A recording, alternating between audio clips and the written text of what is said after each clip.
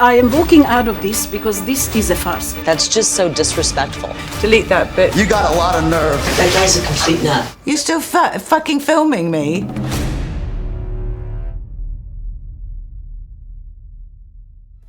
Do you think to ask a 5'10", 17-year-old who's a size 8 to fit into size 4 clothes, the American size 0, is humane? I think humane's quite a strong word. I mean, presumably she has a mind of her own as well, but I don't know. I don't really know what you're talking about. Well, she was told that if she was to be booked for the shows, that's what she would have to do. Well, then she must have had a really rotten agent, because no agent can actually say you're going to be booked for the shows until they go on the castings and they go in and they fit the clothes. So agent to some of the biggest names in modelling, Carol White, is offended when I detail some of Victoire's experiences with another modelling agency. What about lying on your booking card to say that you're actually smaller than you actually are, in the hope that by the time the fashion weeks come round you will actually fit that size? Is that common practice? Not here, but I would think if effectively, I don't... Gosh, your words are really strong, actually. It's sort of quite annoying me, lying. I'm not trying to annoy you, Carol. You are annoying me. Well, I may be annoying you, but I'm not trying to. I mean, seriously, no, there is a problem. I don't like it. There's clearly a problem within the industry if people are being asked to do stuff. Listen, I will say... I am very outspoken, but I don't like your terminology to me. Carol, I didn't make this up. I need a cigarette. This was an experience of a model. Well, quite frankly, I can do without it, because I'm very happy to answer it, but I don't like your terminology. I don't like how you're asking me the question. You're still fucking filming me? Just don't.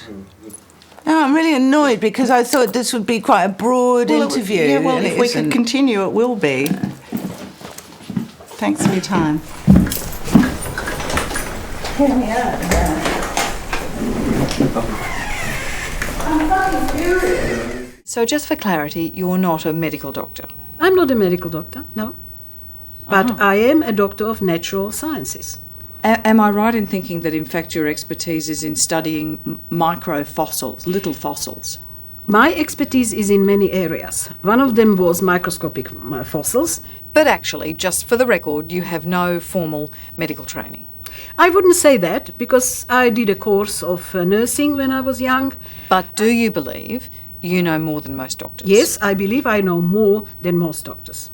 These children went to hospital and the doctors there diagnosed them with whooping cough. I don't think there's any doubt about that. But if the child was given hepatitis B at birth, it certainly suppressed its immune system and made it very susceptible to catching whooping cough from people around. They're dead because their parents immunised them at birth against hepatitis B. That's right, absolutely. Because vaccines are any vaccines are the single biggest cause of infant death. Those mothers have no knowledge to judge the case. They only listen to what doctors tell them. And of course, the doctors are only too happy to start blaming the disease instead of their vaccines. Can I put it to you both that, maybe not from malicious intent, that the two of you are involved in a conspiracy to cover up the plain fact that infants die an agonising death from whooping cough? Absolutely not. And I am walking out of this because this is a farce. But how about you put me in touch with those parents? I will ask them relevant questions to establish the whole medical history of these children, and then we shall see what they really died of. And I don't accept any accusations from you or anybody else about me doing something wrong, because I'm not doing anything wrong. We saw lots and lots of very confronting pictures over many days as they replayed various angles on it. On the January 6th, riots, insurrections, call it what you like. I mean, how did you see that? How do you view the events of the 6th of January at the Capitol? Well, that really doesn't have anything to do with being governor of Arizona. I wasn't there. I had nothing to do with that, sir. Well, your man Donald. It's always the conspiracy theorists in the media, which I'm counting you as. Well, that's not true at all. That's not true at all. You've called our election. Let's be fair on this. Your man Donald. You've called our election the big lie. Your man Donald brought it up. Your man Donald said Why would you say that, sir? What? Your man Donald? Well, he is. I mean, he's endorsed you personally. He said a few days ago that those people at the Capitol should be pardoned. They should all be pardoned. Do you think they should be pardoned? I'm still amazed that you say your man Donald. That's just so disrespectful. Well, why would it be? He's endorsed you. You have his personal endorsement. It's just the flippant attitude. It's obvious that you've come into this. It's obvious you've come into this interview and you don't like President Donald Trump. Kari. It's obvious. Well, do you think they should be pardoned? Do you think they should be pardoned? I have no say in that. I'm running for governor. This isn't something a governor does. You're trying to twist this interview and trying to make me look bad. You're a Republican. He's the Republican leader.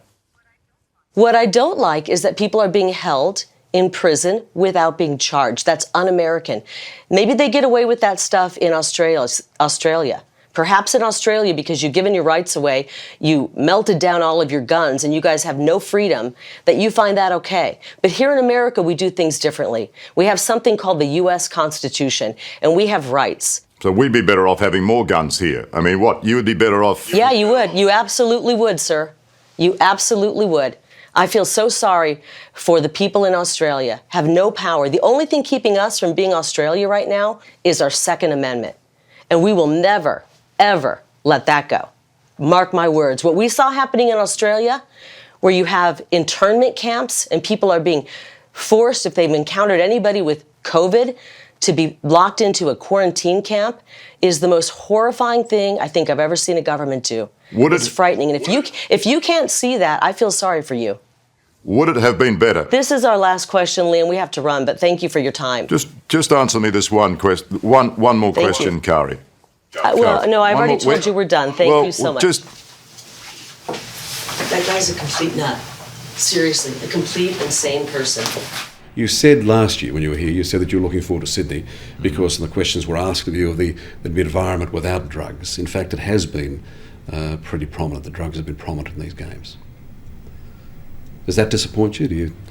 Well, of course, it's always disappointing to hear of any athlete testing positive or to hear of any situation where there's drugs. But that's part of what has been going on with the sport, and there are efforts to keep that kind of thing out of the sport, and hopefully we'll continue to be successful. But when you were here, Dick Pound from the IOC said he thought the Americans were turning a blind eye to drugs. Is that true? I mean, you're in the middle of the American scene. How am I to know that? How am I to know that? I don't have nearly enough information and haven't studied nearly enough about that because I've been concerned with competing here at the games and my preparation for the games. So I won't be able to answer any question about drugs as far as what's being done or any of those things at this point.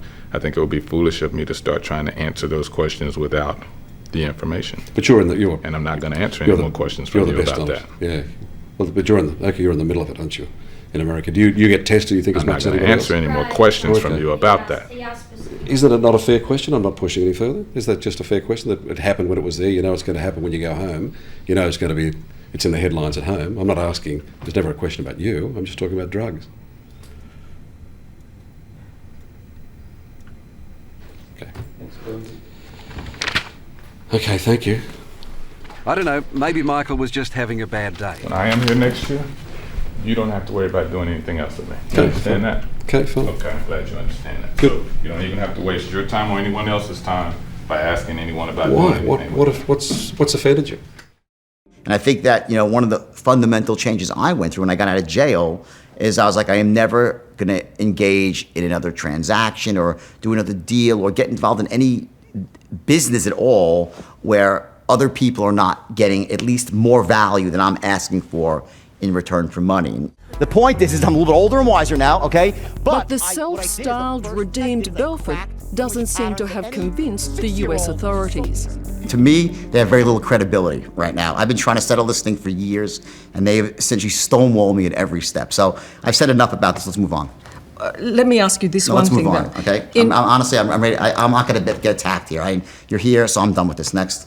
I'm not attacking you. No, but honestly, I'm just. You're a very nice woman, but you're starting to get to the point. It's obviously just a hatchet job here. So I'm kind of pretty much ready to move on. There's nothing hatchet about it. Well, to me there is.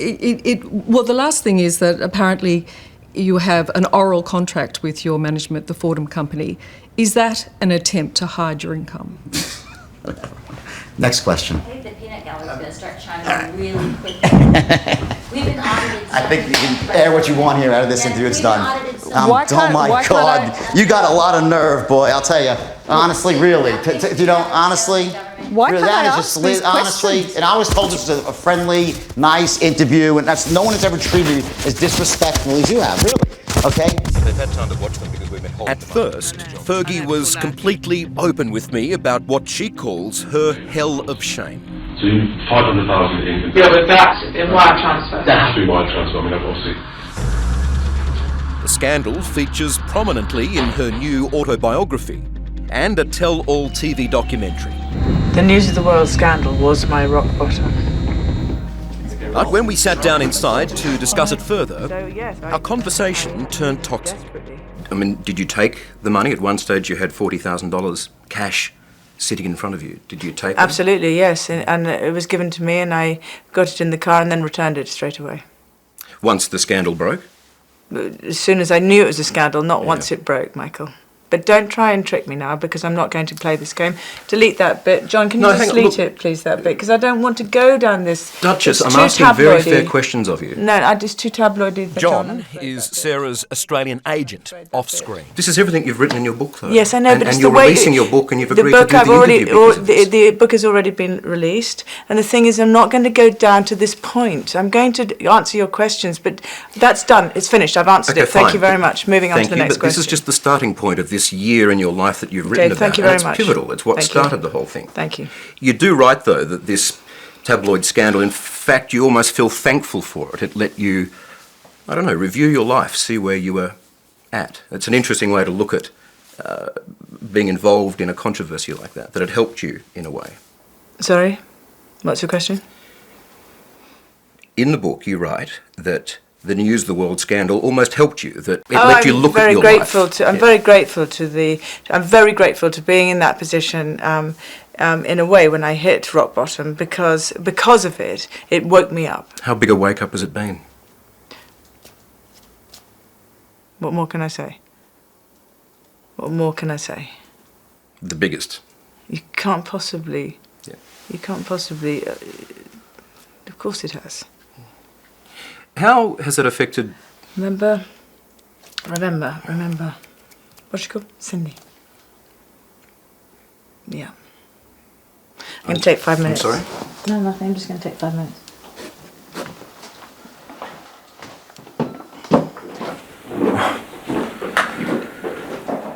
Right. Hello, I'm Tara Brown. Thanks for watching 60 Minutes Australia. Subscribe to our channel now for brand new stories and exclusive clips every week. And don't miss out on our extra minute segments and full episodes of 60 Minutes on 9now.com.au and the 9Now app.